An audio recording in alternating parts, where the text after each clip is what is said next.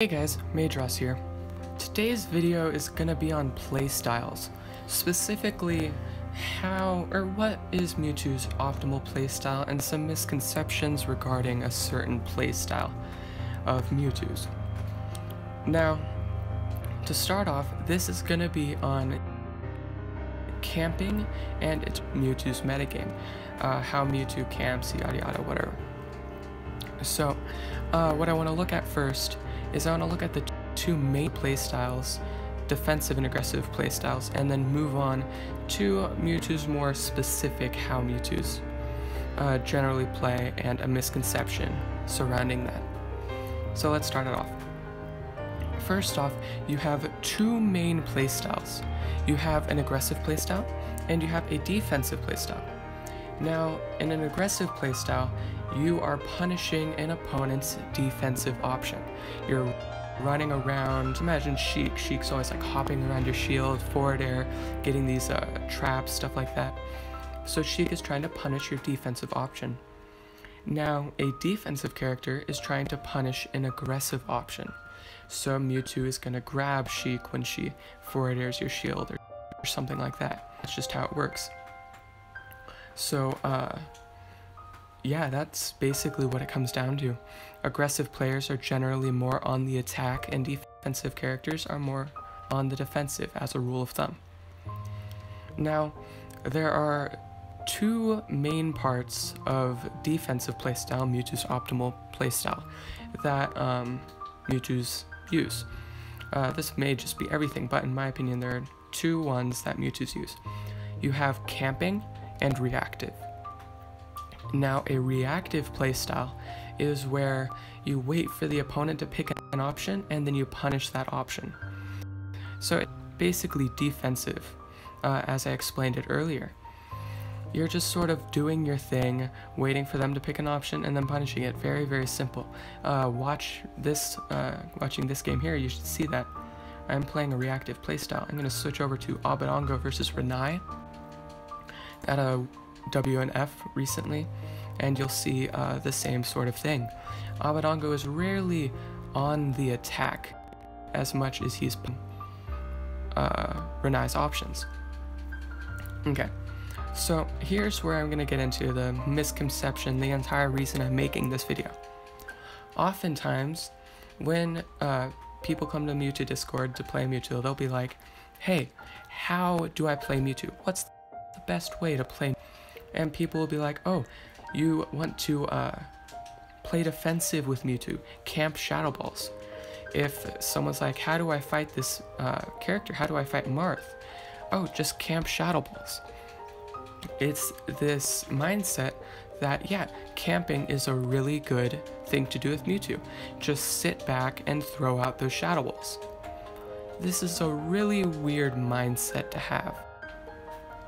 If you think about it, it takes about 23 frames to throw a Shadow Ball, and then adding on to that, Shadow Ball has about 24 to 26 frames of cooldown. I don't have the exact numbers in front of me, sorry about that.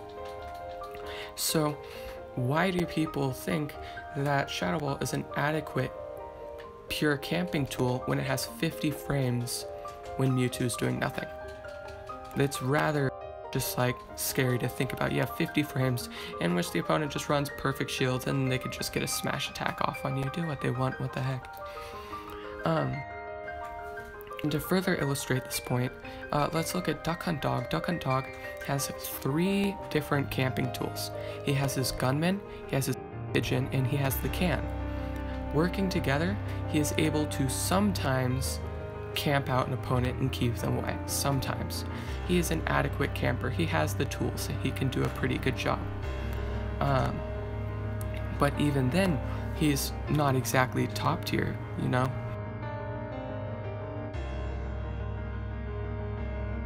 It's this is really where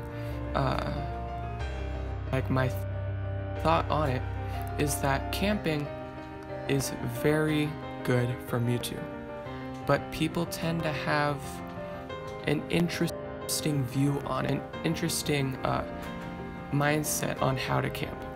You'll see a character like Duck Hunt Dog and he'll do his camping. But camping is not merely sitting at the edge of the stage and throwing out shadow ball after shadow ball after shadow ball. That's not how camping works. Here, I'm gonna try to go right here. You can see Obadongo camp with shadow ball here. Okay. So as you see, Al's just sort of retreating with that shadow ball. He's hanging back, threatening, trying to get him to approach.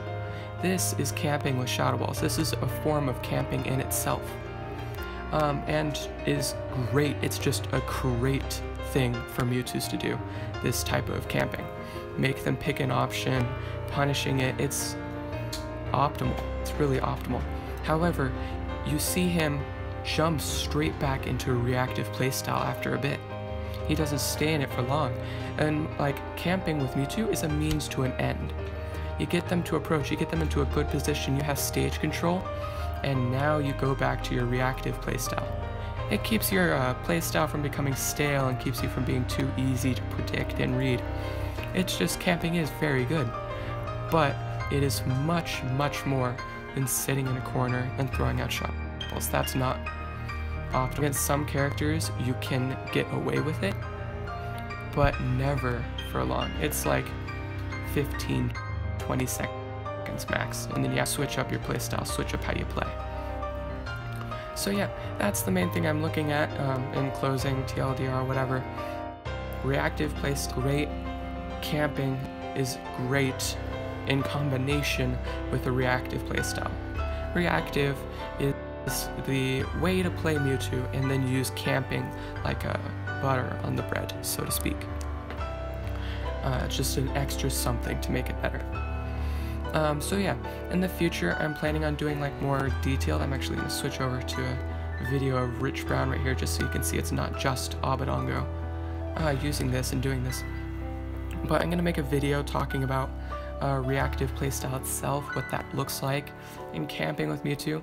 This was mainly just to address like how address these things I've seen people being like, yeah, defensive play equals camping, and it does not. So yeah, thank you guys for watching. I hope this is easy to understand. Please, if you have any questions, leave a comment down below, ask me on Discord or Twitter. I'll get back to you and answer your question to the best of my abilities. So yeah.